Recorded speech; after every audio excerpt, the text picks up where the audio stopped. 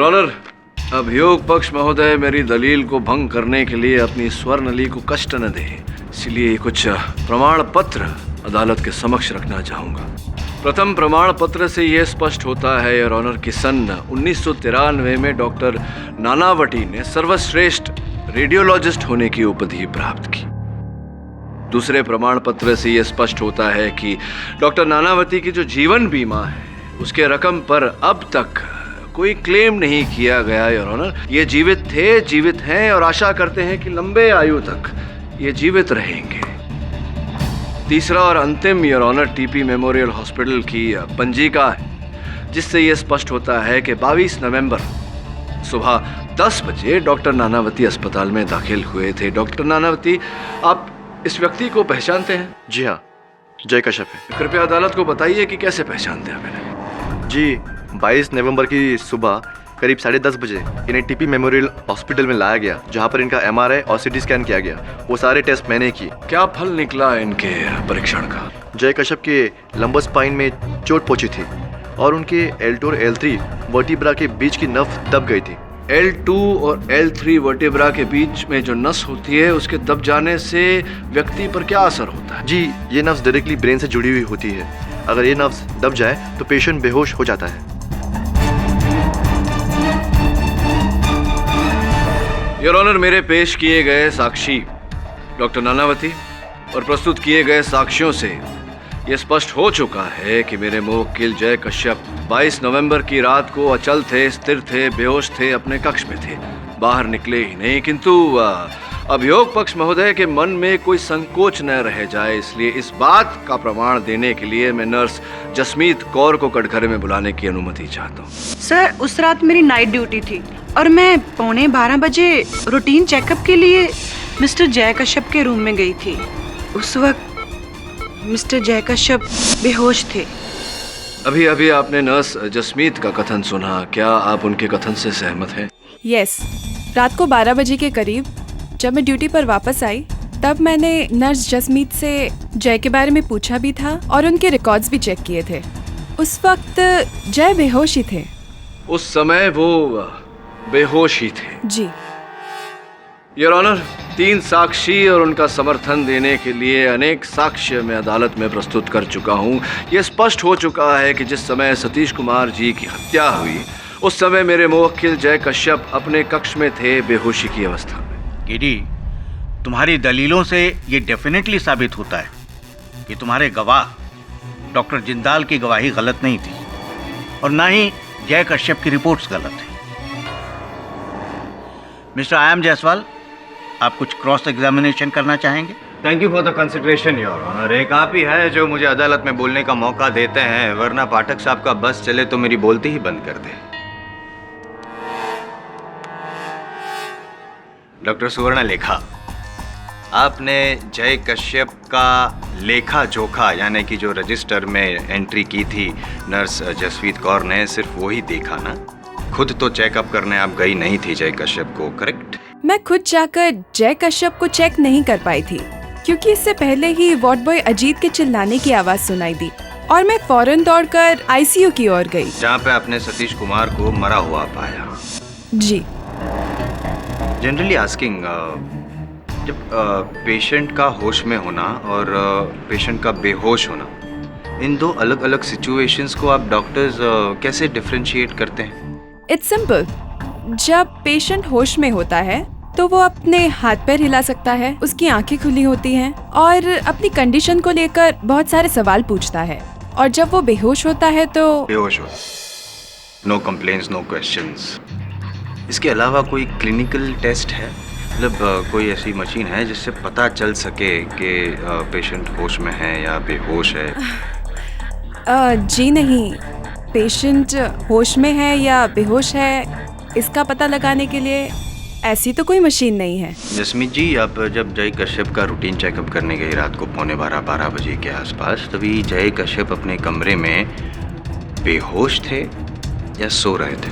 जी, सोच के जवाब दीजिएगा। जी वो बेहोश थे। बेहोश? नहीं, वो शायद सो रहे थे।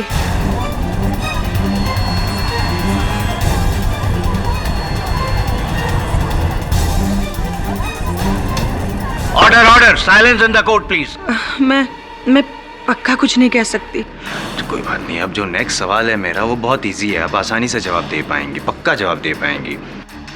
जब आप कमरे में गई तब जय कश्यप की जो पत्नी है जो वहाँ पे बैठी हैं सावित्री जी, वो जाग रही थी या सो रही थी? जी वो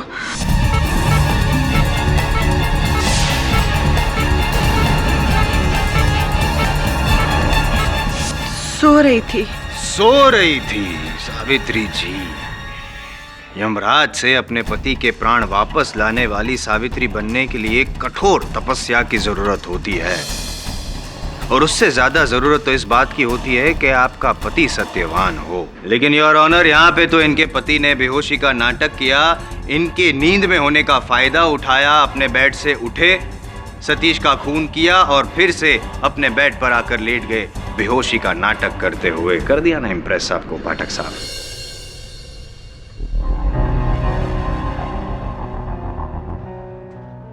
जन्मदिन कब है आपका?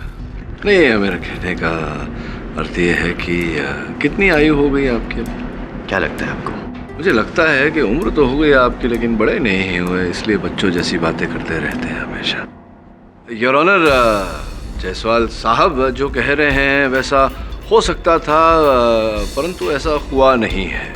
हुआ इस कारण नहीं है योर ऑनर, क्योंकि जब भी रोगी को अस्पताल में भर्ती किया जाता है गंभीर अवस्था में, उसके दिल की गति पर निरीक्षण रखने के लिए एक हार्ट मॉनिटर लगाया जाता है, और उस हार्ट मॉनिटर के चेस्ट लीड्स छाती पर लगाए जाते हैं योर ऑनर। स्पष्ट है योर ऑनर कि जब मेरे मुवक्किल अस्पताल में भर्ती हुए, इनकी भी अवस्था गंभीर थी, इन्हें भी हार्ट मॉनिटर लगाया गया था, चेस्ट लीड्स इनकी छाती पर लगाए गए थे। अब ये हार्ट मॉनिटर क्या होता है, चेस्ट लीड्स क्या होते हैं, मैं चाहता हूं कि अस्पताल के विशेषज्ञ डॉक्टर सुवर्णलेखा आकर हमारे परम मित्र जायसवाल साहब को समझाएं।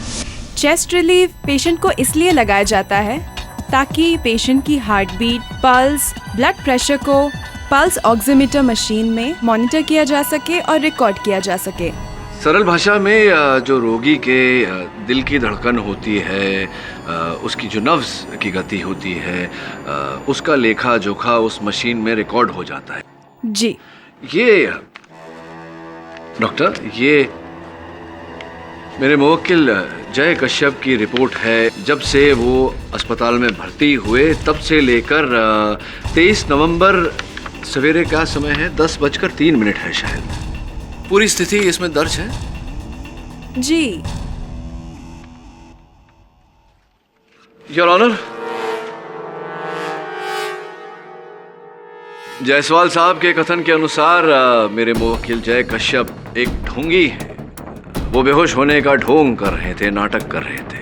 जब उन्होंने अपनी पत्नी सावित्री जी को नींद में देखा तो उन्होंने उस अवसर का लाभ उठाया और अपने बिस्तर से उठे, अपने कक्ष से बाहर हुए, सतीश कुमार के कक्ष में गए। वहाँ उनके साथ उनकी झड़प हुई, उन्होंने सतीश की हत्या की। बाहर निकलते ही वार्ड बॉय अजीत पर आक्रमण किया और फिर भागकर अपने कक्ष में चले गए और फिर से बिस्तर में लेट गए और सबको आभास दिलाया कि वो बेहोश ही थे। किंतु इन रिपोर्ट से पूरी तरह स्पष्ट होता है योर ऑनर कि ऐसा नहीं था। मेरे मुवक्किल जय कश्यप बेहोश ही थे। जो चेस्ट लीड्स इन्हें लगाए गए थे उसकी रिपोर्ट आपके सामने है योर ऑनर। जायसवाल साहब, आपके अनुमान से कितना समय लगा होगा इनको ये पूरा कार्य करने में? पाठक साहब, समय चाहे जितना भी लगाओ, फिलहाल आप अदालत का समय बर्बाद कर रहे हैं। समय व्यर्थ नहीं कर रहा हूँ जायसवाल साहब, अदालत को पल पल का हिसाब दे रहा हूँ। बताइए ना कितना समय लगा होगा? 15 मिनट। 15 minute your honour. अगर कोई रोगी 15 मिनट तक अपना बिस्तर छोड़कर, अपना कक्ष छोड़कर जाना चाहे तो ये आवश्यक है उसके लिए कि वो अपने चेस्ट पर से हार्ट मॉनिटर के लीड्स निकाल दे। क्या मैं सही कह रहा हूँ डॉक्टर साहब? ऐसा किए बिना रोगी बिस्तर छोड़कर नहीं जा सकता। तो अगर जायसवाल साहब की बात मान ली जाए तो जय कश्यप साहब ने अपने चेस्ट के लीड्स निकाले, फिर कक्ष से बाहर गए, वहां इन्होंने हत्या इत्यादि इत्यादि अपना कार्य पूरा किया। कक्ष में लौटे 15 मिनट बाद और फिर से इन्होंने अपने चेस्ट लीड्स लगा लिए। अगर ऐसा होता योर ऑनर तो हार्ट मॉनिटर में इनके दिल की गति जो रिकॉर्ड की गई है उसमें विक्षेप पड़ता। किंतु रिकॉर्ड देखने से स्पष्ट होता है कि इनके दिल की गति की रिकॉर्डिंग में कोई विक्षेप नहीं है। तो मैं अनुरोध करता हूं जायसवाल साहब से कि यहाँ कृपया आएं और बताएं कि किसके दिल की गति उस रिपोर्ट में दर्ज है। योर ऑनर, पाठक साहब जैसा कह रहे हैं वैसा हो सकता था अगर फॉरेंसिक रिपोर्ट ना होती तो। क्योंकि फॉरेंसिक रिपोर्ट के मुताबिक जय कश्यप सतीश कुमार के कमरे में गया था। अगर वो गया ही नहीं था, अगर वो अचल था, तो उसके फिंगरप्रिंट्स और फुटप्रिंट्स के अपने आप चल के गए। योर ऑनर, अगर पाठक साहब गलत नहीं है तो मैंने जो कहा वो भी तो सही है। क्यों बैठ गए? पाठक साहब आप बैठ जाएंगे तो आपका केस भी बैठ जाएगा और ये उठ जाएगा दुनिया से। फॉरेंसिक रिपोर्ट के मुताबिक जय कश्यप सतीश कुमार के कमरे में गया था। अगर वो गया ही नहीं था, अगर वो अचल था, तो उसके फिंगरप्रिंट्स और फुटप्रिंट्स के अपने आप चल के गए।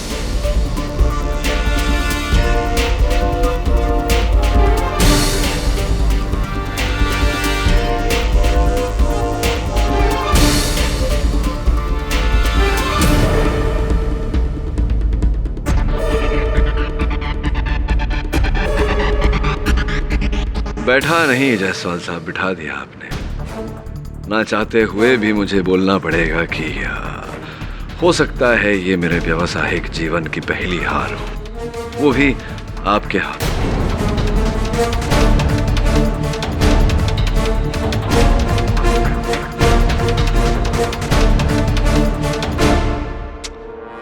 ये दिन तो आना ही था। इस दिन को याद रखने के लिए अगर आप कृपया कर मुझे आपका हस्ताक्षर, आपका ऑटोग्राफ दे दें तो बड़ी कृपा होगी। निश्चय। आपके लिए इतना तो कर ही सकता हूँ। धन्यवाद। With love. एक मिनट। चंद प्रश्न पूछ लूं आपसे तो आपत्ति तो नहीं होगी? अब जीत ही गए हैं आप। हाँ, कुछ मतलब ऐसा जनरली। हाँ, तो ये जो कलम आपके हाथों में है, यहाँ हस्ताक्षर करने के लिए आपको इस कलम को खोलना पड़ा था। Of course, common sense. हाँ, तो कलम पर भी आपकी उंगलियों के निशान है और उसके कवर पर भी आपकी उंगलियों के निशान। हाँ, तो इसी प्रकार से अगर जय कश्यप को हत्या करनी होती सतीश कुमार की, आईसीयू में जाने के लिए उन्हें दरवाजा खोलना पड़ता आईसीयू का, तो दरवाजे की नॉब पर इनकी उंगलियों के निशान होते हैं। नहीं है, आईसीयू के दरवाजे के नॉब पर इनकी उंगलियों के निशान नहीं है, जिस प्रकार से इस कलम के कवर पर आपकी उंगलियों के निशान है। समझ गए हैं या आगे भी समझाओ?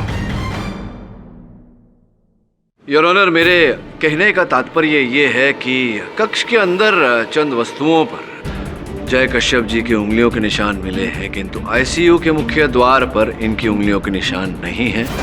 और इस केस में हत्या का औजार जो है लाइफ सपोर्ट सिस्टम, उस पर भी इनके उंगलियों के निशान नहीं है। योर ऑनर, जिस प्रकार से उंगलियों के निशान होने से व्यक्ति दोषी साबित होता है, उसी प्रकार उंगलियों के निशान न होने से व्यक्ति निर्दोष साबित होता है। मुझे पूरा विश्वास है योर ऑनर कि जिन वस्तुओं पर जय कश्यप की उंगलियों के निशान पाए गए हैं, उन वस्तुओं का असल हत्यारे ने अभी चालन किया है। इस समय तो ये जानकारी नहीं है मुझे योर ऑनर कि असल हत्यारा कौन है। असल हत्यारे को ढूंढने के लिए और अपने मुवक्किल को पूरी तरह निर्दोष साबित करने के लिए मैं अदालत से समय की मांग करता हूँ। Permission granted. सर, जय के फिंगरप्रिंट्स सलाइन वाटर और ऑक्सीजन मास्क पर मिले हैं। खून के निशान चादर पर मिले हैं। माना कि आईसीयू के दरवाजे पर और लाइफ सपोर्ट सिस्टम पर उसके फिंगरप्रिंट्स नहीं हैं, लेकिन कितनी नर्सेज और डॉक्टर्स आईसीयू में आए और गए। हो सकता है कि जय के फिंगरप्रिंट्स मिट गए। तो अगर स्टाफ और विजिटर्स का आईसीयू रूम नंबर 3 के साथ कोई लेना देना नहीं, तो ये पता लगा वरुण कि 22 नवंबर को और कितने लोग उस अस्पताल में भर्ती हुए थे। मगर सर, हॉस्पिटल के स्टाफ या हॉस्पिटल के पेशेंट्स को जैसे क्या दुश्मनी हो सकती है? यही तो पता लगाना है।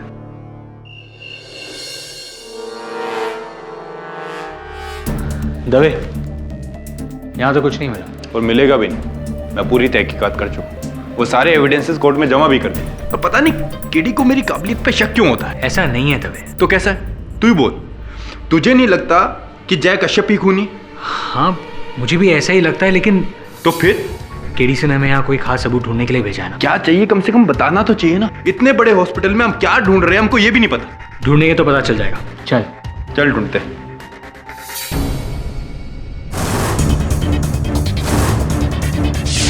वरुण, यहाँ कुछ नहीं, चल।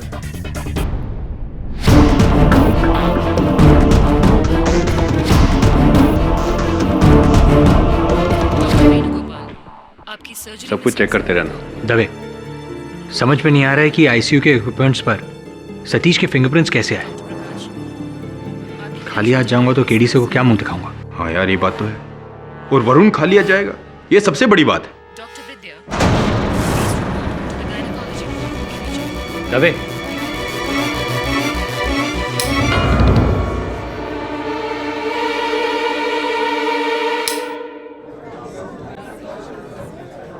Dr. Vidya, please report to the gynecology ward immediately. Dave, हमें विद्युत कक्ष चेक करना चाहिए। विद्युत कक्ष? पावर। योर ऑनर, मेरे सहायक वरुण ने जब इंस्पेक्टर दवे के साथ मिलकर टीपी मेमोरियल हॉस्पिटल का परीक्षण किया, उस अस्पताल के विद्युत कक्ष में से, इलेक्ट्रिक रूम में से, उन्होंने एक प्लास्टिक की थैली बरामद की। योर ऑनर, उस थैली में उन्हें मिला एक चादर, एक ऑक्सीजन मास्क और ऑपरेशन के समय उपयोग किए जाने वाला टोपी, मुखौटा और दस्ताने। ये सारी चीजें जो आप बता रहे हैं वो हर हॉस्पिटल में मिलती है, बड़ी आसानी से होती ही है। इट्स कॉमन सेंस, ये कोई रॉकेट साइंस नहीं है। नहीं, रॉकेट साइंस की बात नहीं कर रहा मैं, यहाँ मेडिकल साइंस की बात कर रहा हूँ। एक अस्पताल की जो प्रथा होती है वो समझाने का प्रयास कर रहा हूँ न्यायाधीश महोदय को। अगर आप अनुमति दें तो मैं। योर ऑनर, हर अस्पताल की ये प्रथा होती है कि जब अस्पताल के भंडार से सामान कक्ष में भेजा जाता है तो उसके क्रमांक की नोंद अस्पताल के भंडार पंजिका में की जाती है। सर्वप्रथम योर ऑनर, वो चादर जो प्लास्टिक की थैली में पाया गया इलेक्ट्रिक रूम से, विद्युत कक्ष से, उसका क्रमांक योर ऑनर BS 22685। वो आधी उपयोग की गई सलाइन की बोतल जो प्लास्टिक की थैली से पाई गई, जो प्लास्टिक की थैली विद्युत कक्ष में मिली, उसका क्रमांक AS 3561 और यह सामान भेजा गया था योर ऑनर ICU नंबर 3 में 22 नवंबर को। सतीश कुमार जी उस कक्ष में थे।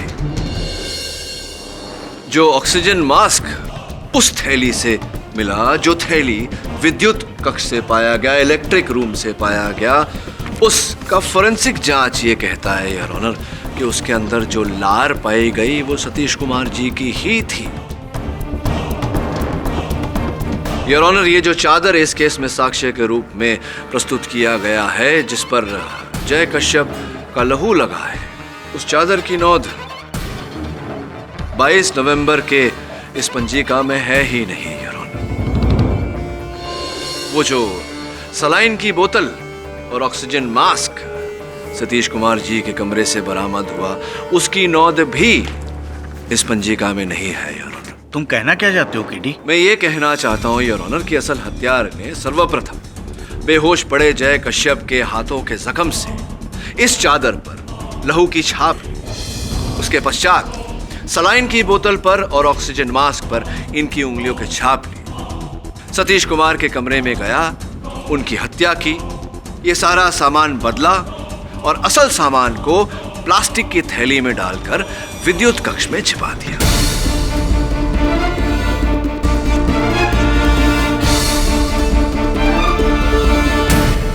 पाठक साहब बहुत सीनियर हैं आप, छोटे मुंह बड़ी बात कर रहा हूँ।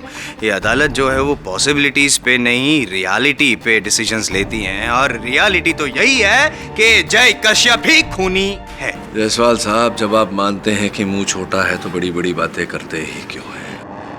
ये सब इनके मन का वहम है योर ऑनर। वास्तविकता तो ये है योर ऑनर कि ऑपरेशन के समय उपयोग किए जाने वाला जो टोपी और मास्क हमें उस प्लास्टिक की थैली से मिला, जो प्लास्टिक की थैली विद्युत कक्ष में मिली, उस पर जो सूखा हुआ पसीना लगा था योर ऑनर, उसकी जांच के बाद ये पता चला है कि वो पसीना न जय कश्यप का था, न सतीश कुमार का था, न ही अस्पताल के किसी और कर्मचारी का। किसने किया था पाठक साहब? प्लीज नाम बता दीजिए ना, तो केस खत्म हो जाएगा और आप जीत जाएंगे, मैं हार जाऊंगा। लेकिन उत्तर दूं उससे पहले आप ही के चश्मदीद गवाह वार्ड बॉय अजीत से मैं अगर चंद प्रश्न करूं, आपको आपत्ति तो नहीं होगी? आपको कौन रोक सकता है? अच्छाई और सच्चाई को कोई नहीं रोक सकता जायसवाल साहब। Let's prove it.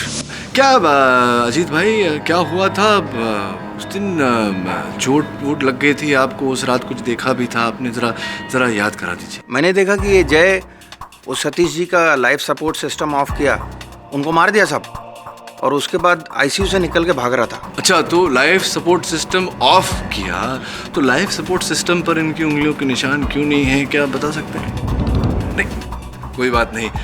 इस प्रश्न का उत्तर तो IM जायसवाल साहब के पास भी नहीं है। जो भी हो, हाँ बताइए, क्या हुआ फिर? इन्होंने लाइफ सपोर्ट सिस्टम ऑफ किया, इनकी उंगलियों के निशान वहाँ नहीं आए किसी कारणवश।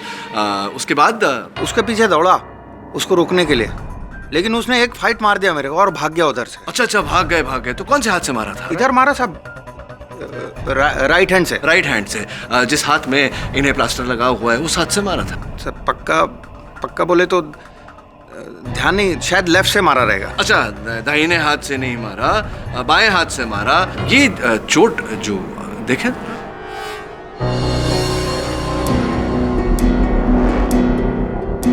हाँ तो डॉक्टर साहिबा, अदालत को कृपया बताइए कि इस प्रकार का घाव जहाँ चेहरे की चमड़ी फट गई है, टूट गई है, क्या जय कश्यप उस समय इतने सक्षम थे कि इस तरह से आक्रमण कर पाते? जय कश्यप फिजिकल रूप से इतने स्ट्रांग नहीं थे कि वो इस तरह का जोर आजमा सके। लेकिन इनका जो घाव है, देखिए किस प्रकार से चमड़ी फटी हुई है, कटी हुई है।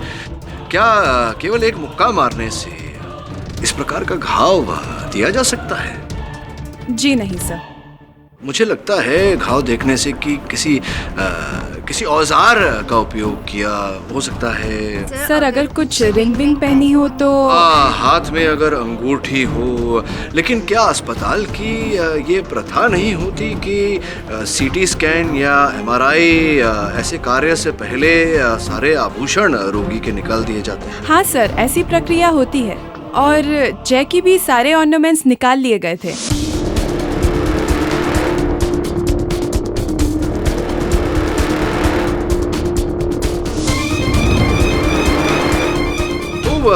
अजीत भाई, ये जरा समझा दीजिए मुझे कि अगर इनके हाथ में न कड़ा था, न अंगूठी थी, न घड़ी थी, तो इस प्रकार का घाव आपके चेहरे पर कैसे आ गया?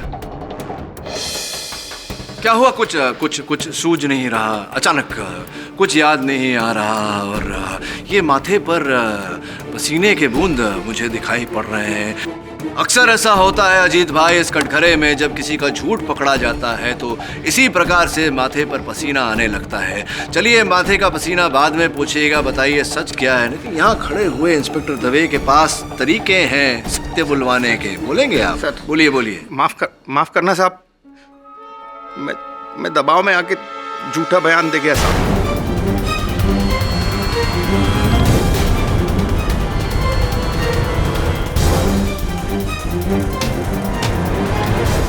आपने कुछ देखा ही नहीं, झूठा बयान दिया दबाव में आकर। कुछ भी नहीं देखा आपने। थे आप वहाँ?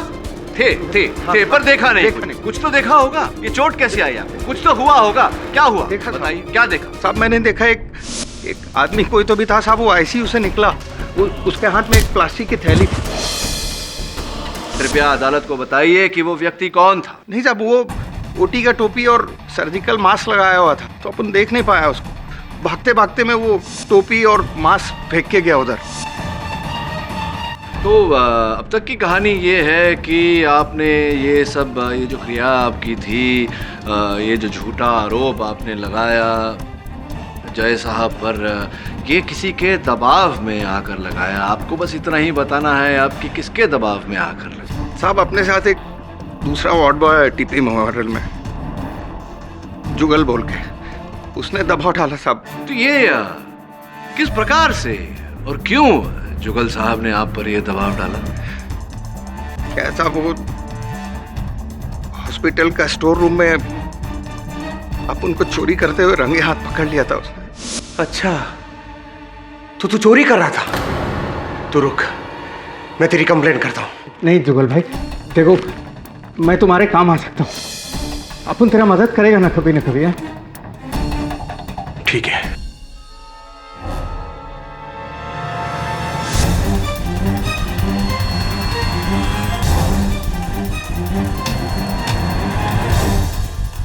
वो टाइम पे जुगल ने अपने को कुछ नहीं बोला साहब। फिर 2-4 घंटे बाद फोन करके मेरे को बोला हॉस्पिटल के बाहर मिल। रात को 12 बजे के बाद आईसीयू नंबर 3 के बाहर खड़े होने का। वहां पर एक साहब तुझे एक बैग देगा, वो बैग लेकर तू अपनी स्टाइल में हॉस्पिटल से बाहर निकलवा देने का, और फिर बोलने का बेड नंबर 27 के पेशेंट जय कश्यप को सतीश कुमार को मारते देखा है। अच्छा, माइला हॉस्पिटल में मर्डर? जुगल मैं ये काम नहीं करेगा भाई। सोच ले, अगर मैंने कंप्लेन कर दिया ना तो तू जेल में तो जाएगा ही जाएगा, नौकरी भी जाएगा साथ में, और तेरे बच्चे चौराहे पर सिग्नल पर खड़े रहकर भीख मांगेंगे। तब अच्छा लगेगा? सोच ले। जाऊं मैं?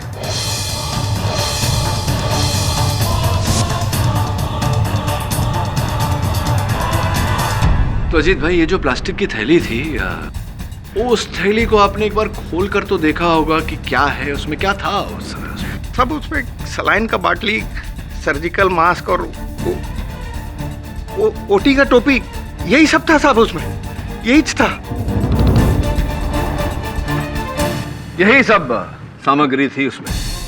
केवल एक बात और स्पष्ट कर दीजिए, ये जो अपने स्टाइल की क्रिया थी, ये क्या थी? किस प्रकार से आप उस सामान को निकालने वाले थे, छुपाने वाले थे, कैसे?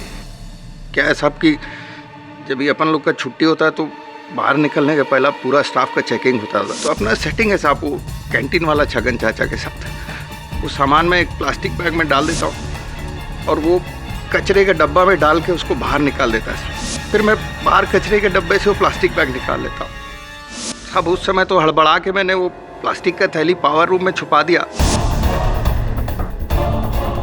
कुछ घंटे बाद मैंने वो कैंटीन वाले छगन चाचा को बोला कि पार्सल निकालने का, तो उसने मना कर दिया साहब। बोला हॉस्पिटल में मर्डर हुआ है, अभी मैं ऐसा कुछ नहीं कर सकता क्योंकि पुलिस लगेली है चारों तरफ। 3 दिन तक लगातार कोशिश करता रहा साहब कि वो पार्सल कैसे भी निकल जाए उधर से, लेकिन चारों तरफ हवलदार लोग थे। पकड़े जाने के डर से वो उधर ही रह गया साहब। योर ऑनर, जिस प्लास्टिक की थैली का अभी अजीत भाई ने वर्णन किया, ये वही प्लास्टिक की थैली है जो अस्पताल के विद्युत कक्ष से इंस्पेक्टर दवे और मेरे सहायक वरुण ने बरामद किया था, जिसके अंदर से ये सारा सामान प्राप्त हुआ। अर्थात अभियोग पक्ष के पास कोई चश्मदीद गवाह बाकी नहीं रहा। योर ऑनर, इनके कथन से एक और बात स्पष्ट होती है योर ऑनर कि किसी और ही व्यक्ति ने इन्हें प्लास्टिक की वो थैली थी जिसमें ये सारी सामग्री थी, और वार्ड बॉय जुगल के कहने पर इन्हें ये थैली अस्पताल से ओझल करनी थी। अब मैं आग्रह करूंगा अदालत से कि आप पुलिस को आज्ञा दें कि अजीत को हिरासत में लिया जाए और जुगल की खोज करके उसे भी रिमांड पर लिया जाए, क्योंकि अब सत्य तक पहुंचने का एक ही तरीका है यार, वार्ड बॉय जुगल। यह अदालत अजित करमरकर को फौरन हिरासत में लेने का हुक्म देती है और पुलिस को यह हिदायत देती है कि फौरन वार्ड बॉय जुगल को ढूंढकर अदालत में पेश किया जाए।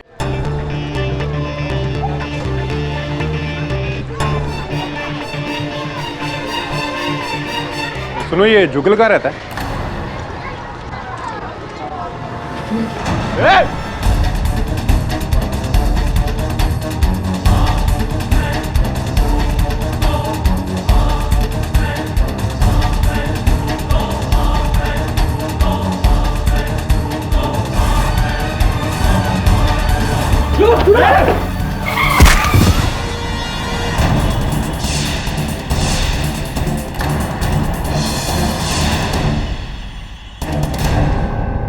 सर, जो के लिए आखिरी जरिया था कातिल तक पहुंचने का, अब वो भी मर गया। और नहीं गया, मारा गया है।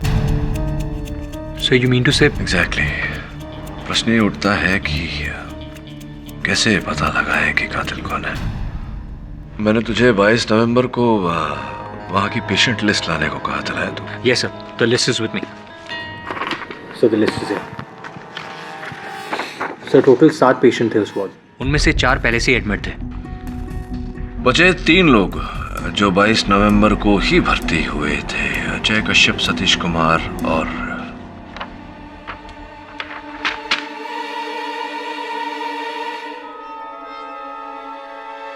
योर ऑनर, 22 नवंबर को टीपी मेमोरियल हॉस्पिटल में 3 लोग भर्ती किए गए थे। एक मेरे मुवक्किल जय कश्यप, रीढ़ की हड्डी की तकलीफ के लिए, कष्ट के लिए। दूसरे सतीश कुमार जी, जिन्हें दुर्भाग्यवश मेरे मुवक्किल ने ही कष्ट दिया था। और तीसरे मिस्टर पटेल।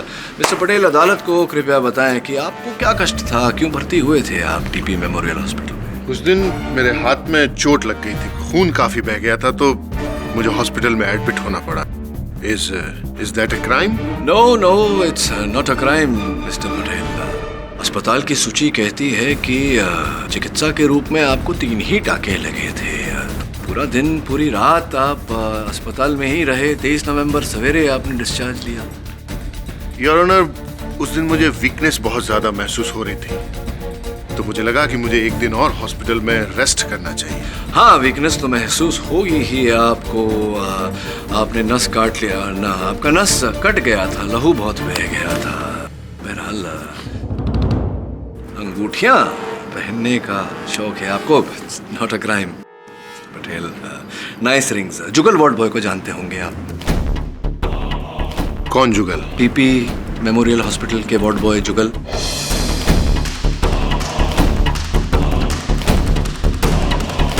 आप नहीं जानते हो? नहीं, बिल्कुल नहीं पहचानते आप कहीं से? एक्सक्यूज मी।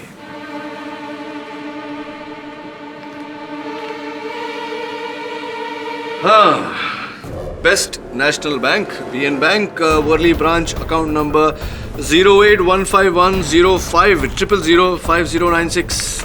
अभी का अकाउंट स्टेटमेंट है ना ये। अब ये देखिए, ये जुगल वार्ड बॉय जिन्हें आप नहीं जानते, उनके अकाउंट में इस तारीख को कुछ ही दिन पहले आपने 6 लाख रुपए जमा किए। अभी बताइए, जिन्हें आप जानते नहीं है, पहचानते नहीं है, 6 लाख रुपए की रकम आपने क्यों दी थी?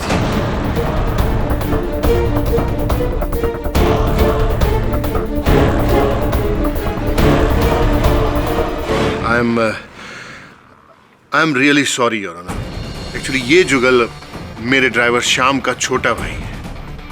श्याम को थ्रोट कैंसर हो गया था और जुगल को उसके इलाज के लिए पैसों की जरूरत थी, तो मैंने उसकी मदद कर दी। लेकिन इतना पुण्य का काम करके आपने अदालत से ये बात क्यों छिपाई? Well, I don't want to talk about my charities. Would you like to talk about your crimes? किस क्राइम की बात कर रहे हैं आप? सतीश कुमार जी की हत्या। भला मैं सतीश कुमार को क्यों मारूंगा? क्योंकि आपकी पत्नी का इलिसिट रिलेशनशिप, गैर कानूनी नाजायज संबंध था सतीश जी के साथ। और आपकी घर में जो नौकरानी काम करती है, उन्होंने हमें बताया कि आप इस बारे में जान चुके थे आप।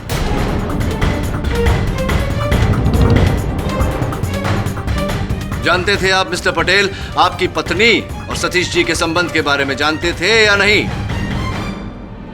ये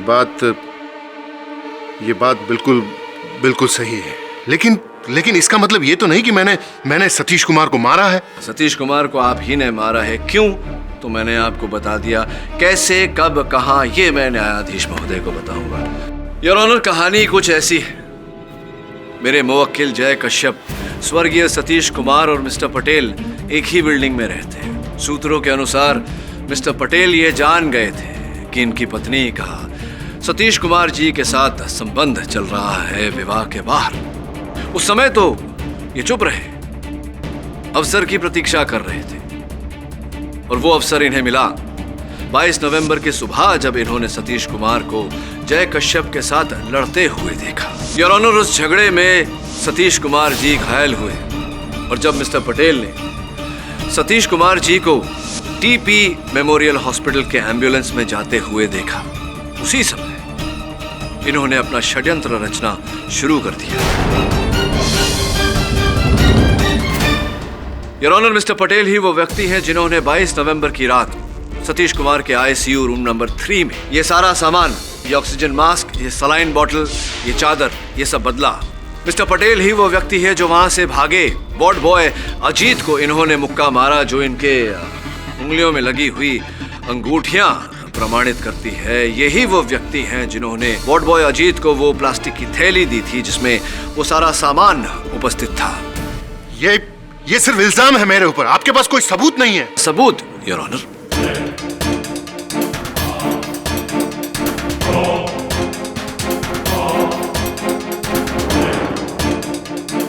उस प्लास्टिक की थैली में पाए गए ऑपरेशन के समय उपयोग किए जाने वाली टोपी और मास्क पर जो सूखा हुआ पसीना था, वो योर ऑनर मिस्टर पटेल के डीएनए से मैच करता है।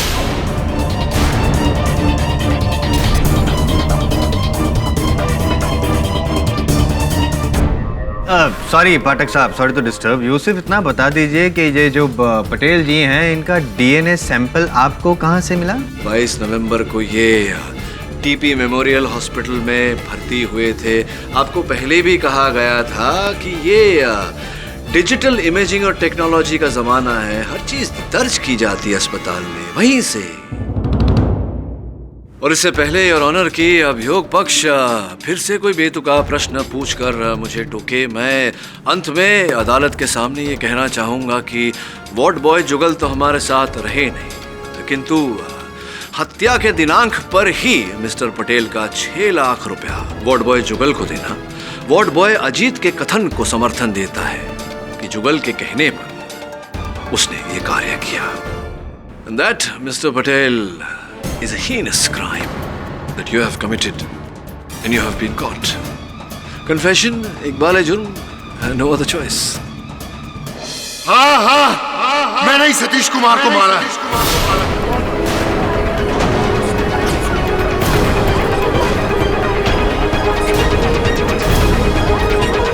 ऑर्डर। योर ऑनर, मुझे उन दोनों के अफेयर के बारे में पता चल गया था।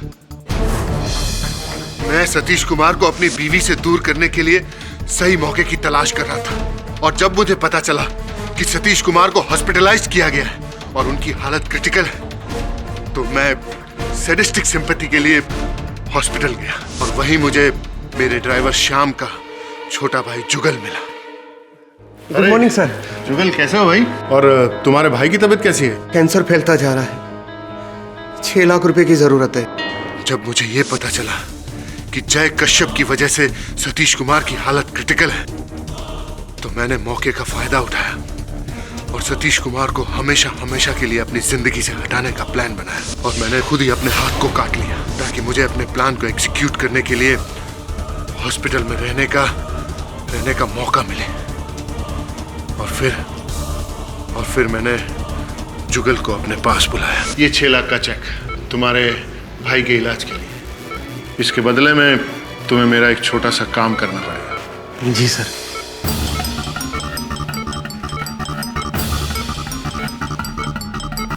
पर साहब, मैं चश्मदीद गवाह नहीं बन पाऊंगा, तो क्या है साहब, रात को मेरा ड्यूटी खत्म हो जाता है, हम दोनों फंस सकते हैं साहब।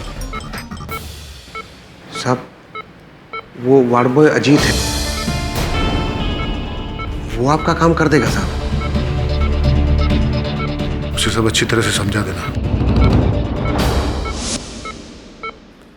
मैडम जी, आपको अकाउंट डिपार्टमेंट में बुलाया है।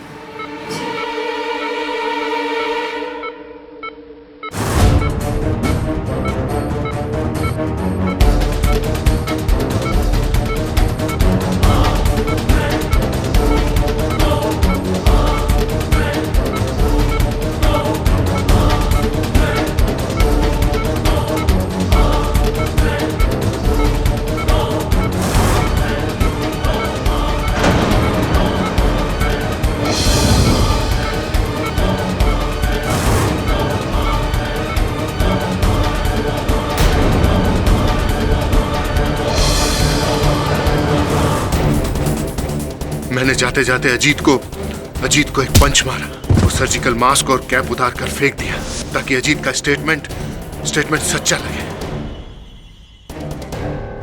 The defense rests, Your Honor.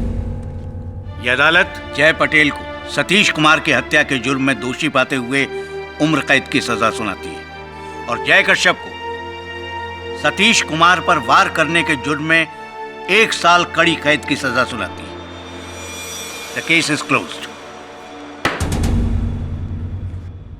अरे जायसवाल साहब, आपने अंत में बताया ही नहीं कि आपकी आयु कितनी हुई, जन्मदिन कब है आपका?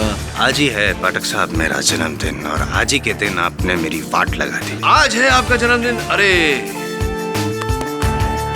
जन्मदिन की बहुत बहुत बधाई, और ईश्वर से प्रार्थना करता हूँ आपके जन्मदिन पर कि आप बहुत जल्द बड़े हो जाएं।